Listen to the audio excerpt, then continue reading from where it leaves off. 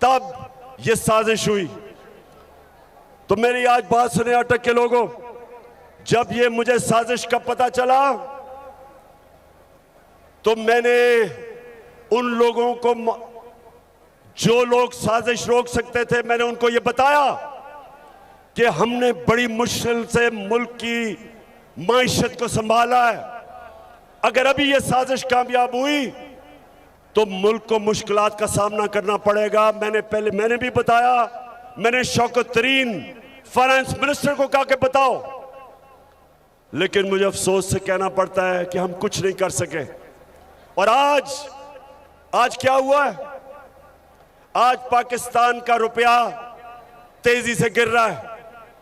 हमारे जो foreign exchange reserves हैं वो इन 2 महीनों में 30% गिर गए हैं।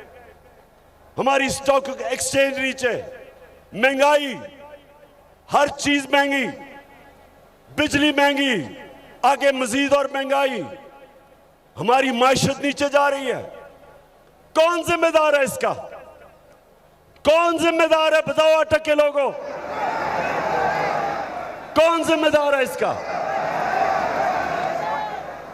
और मैं जो आज आपके पास आया हूं, मेरे पाकिस्तानियों, याद रखो कि ये वक्त अब है कि आपने अपने मुस्तकबिल के लिए, अपने बच्चों के मुस्तकबिल के लिए आपने सब ने मेरे साथ निकलना है।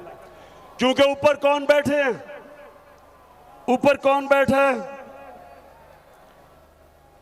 सबसे पहले शहबाज शरीफ। अब ये सुने जरा इसका, 24 अरब रुपए के इसके ऊपर केसेस हैं। 24 अरब रुपए के केसेस इसके ऊपर। और अब क्या हो रहा है? इसको एनओरो मिल रहा है। एफआईए जो इसके ऊपर, जिसने उसके ऊपर केस बनाए थे, अब एफआईए सारे केस खत्म कर रही है। आसिफ जरदारी जिसके ऊपर अरबों रुपए के केसेस नैब में, आसिफ जरदारी कहता है कि नैब में मैं इस्लाहात करूंगा। पाकिस्तानियों, ये है क़यामत की निशानी कि आसिफ जरदारी नैब की इस्लाहात कर रहा है। अब सोचें कि वो लोग जिन्होंने मुल्क को लूटा था, आज वो ऊपर बैठ के सबसे पहली चीज कर रहे हैं, अपने केस खत्म कर रहे हैं। जो इंटीरियर मिनिस्टर है वो कातिल है, 18 कत्ल किए हुए हैं।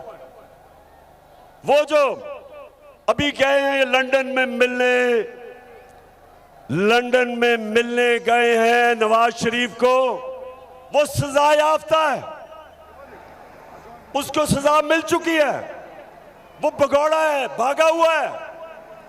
उससे प्राइम मिनिस्टर जाके मुल्क के फैसले कर रहा है।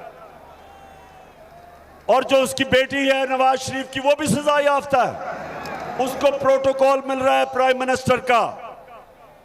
उसके पीछे रेंजर्स और पुलिस फिर रही है, जिसको सजा दे चुका है हमारा सुप्रीम कोर्ट, और वो बेल पे है, जमानत पे है।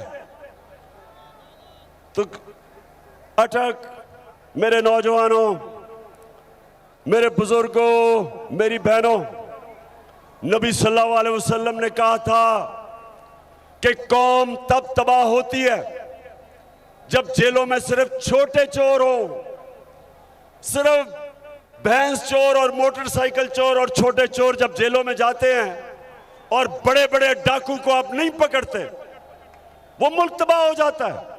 ये आपके सामने मुल्क तबाही की तरफ जा रहा है।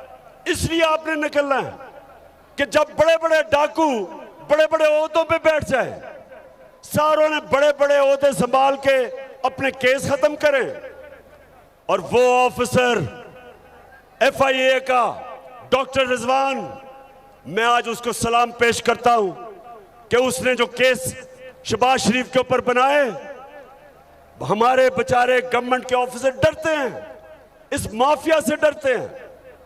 कितने लोग हैं जो इन्होंने मरवाए हैं। डॉक्टर रिजवान जब उसने हमजा शरीफ को बुलाया और उससे जब सवालात पूछे कि किधर से ये मकसूद चपड़ासी के पास 4.25 अरब रुपया आ गया, नौकरों के पास 16 अरब रुपए किधर से आए?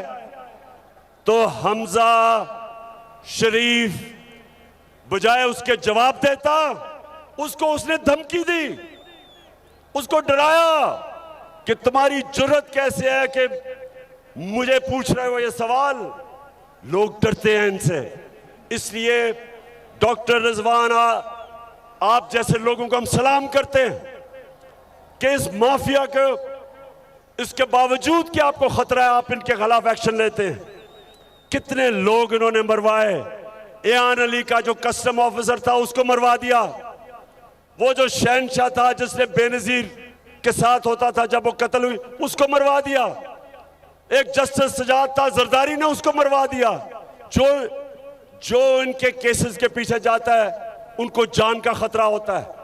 तो अगर मेरे पाकिस्तानियों ये कामयाब हो जाते हैं, हमारे मुल्क तबाही की तरफ जाता है, हमारे इदारे तबाह, कोई नहीं खड़ा होगा इनके खिलाफ। ये खुल के चोरी करेंगे, सब डरेंगे, मुल्क को लूटेंगे।